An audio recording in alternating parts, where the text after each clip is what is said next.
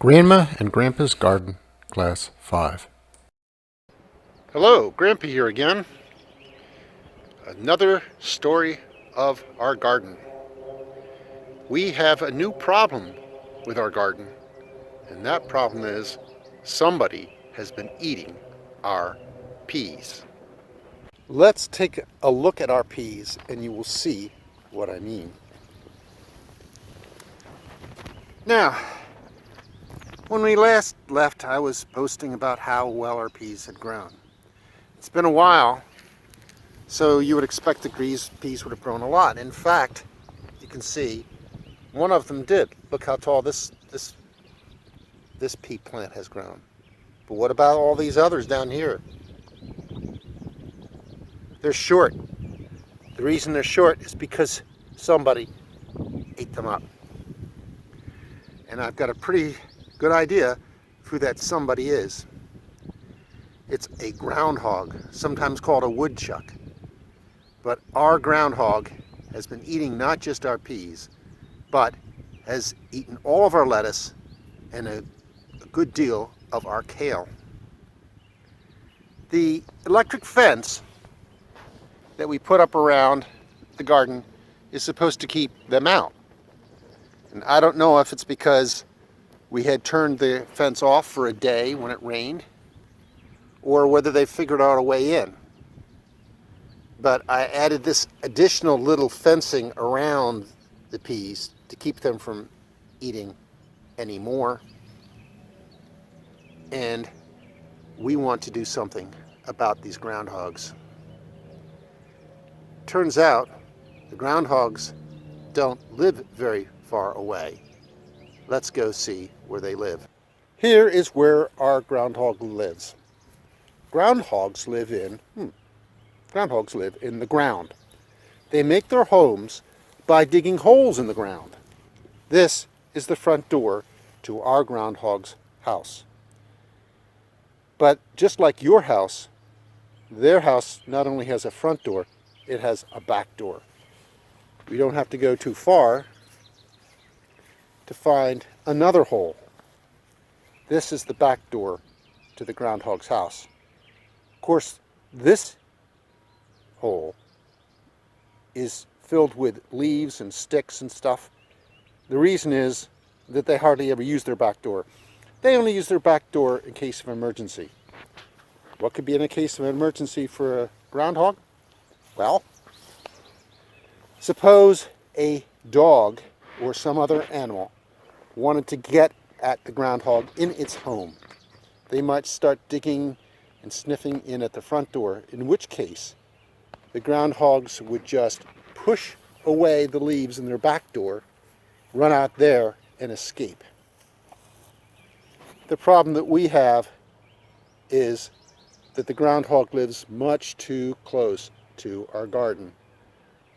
You can even see our garden not too far off in the distance. So the groundhog only has to pop out of his hole and stroll over to our garden and take a bite. And we're going to see what we can do about that. We've seen now the damage that the groundhogs did to our garden, to our peas. And we've seen where the groundhogs live. And the question remains, what are we going to do about it? Now, as grumpy as I am, as annoyed, even angry, that these groundhogs have eaten all these peas that I worked so hard to grow, probably really shouldn't want to hurt the groundhogs or kill them. What we probably want to do is to take these groundhogs and take them far away from our garden. So the solution is to catch the groundhogs, to catch them in a trap, and inside that trap take them far away.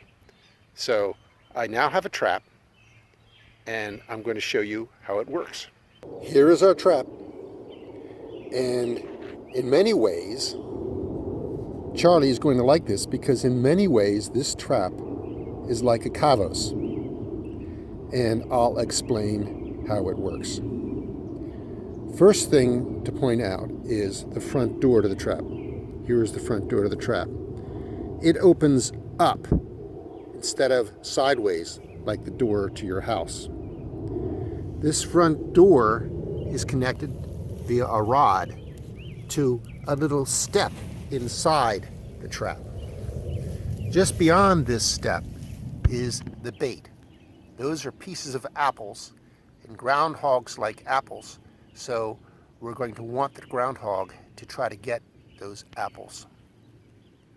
But before they get to the apples, the groundhog has to cross this step here.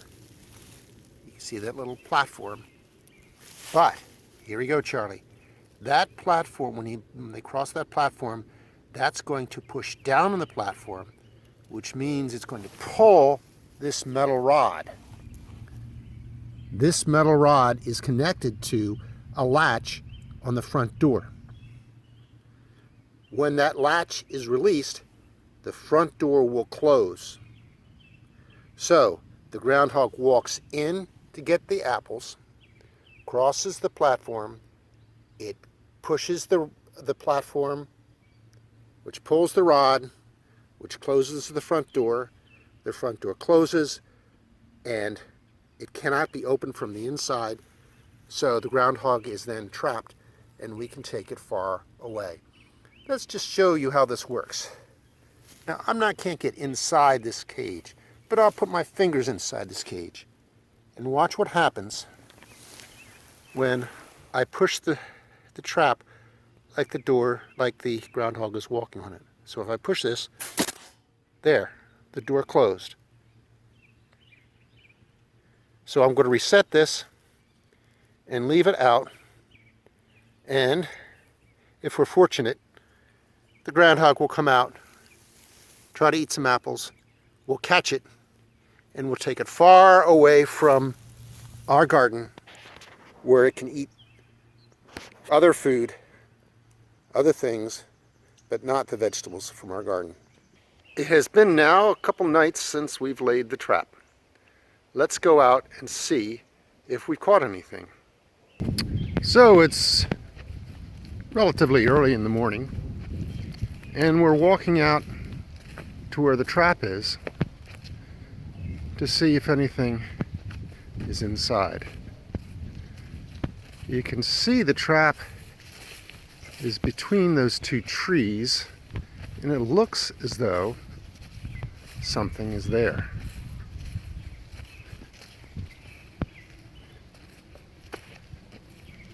Ah! Yes, we caught something, but it's not what we wanted to catch. What we caught was a raccoon. So we didn't catch a groundhog, we caught a raccoon. And the raccoon is probably not responsible for eating our peas. But raccoons are also not really friends to gardens. Later in the season they can eat other vegetables. So I'm just going to take this little fellow, take him far away and release him where he won't be able to get at our garden. The first thing we do before releasing our raccoon is to cover up the cage. The reason we cover it up is because Mr. Raccoon is probably very, very scared. You would be scared too if you were captured like we captured our raccoon. So by covering him up, it's a little bit less, won't be able to see as much. It'll just be a little bit less stressful for him.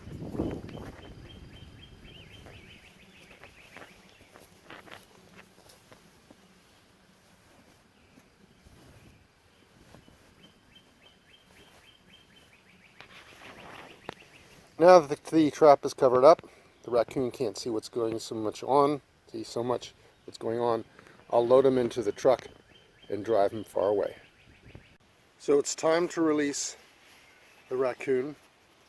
I've got my gloves on because we don't want anything to go wrong. He might turn around and bite me. So I'll release this latch here and lift up this cage, this door, and there it goes. Now, we didn't catch our groundhog. Instead, we caught a raccoon. And we don't think that the raccoon was responsible for our garden being eaten. But I also will say that we used to see groundhogs every couple of days out in our yard, and we haven't seen them recently. And the garden hasn't been eaten recently. So I'm going to put the trap away, and if we see the groundhogs out again, then I'll bring it out, because we don't want to keep on catching raccoons when we really want a groundhog.